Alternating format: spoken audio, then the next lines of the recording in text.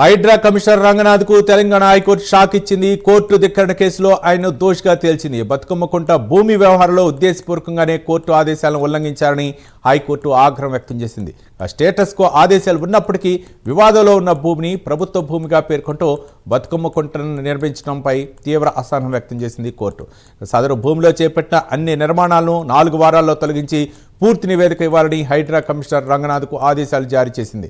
చట్టాన్ని, కోర్టు ఆదేశాలను ఉల్లంఘించిన ప్రభుత్వ అధికారులపై కఠిన చర్యలు తప్పవని హైకోర్టు హెచ్చరించింది.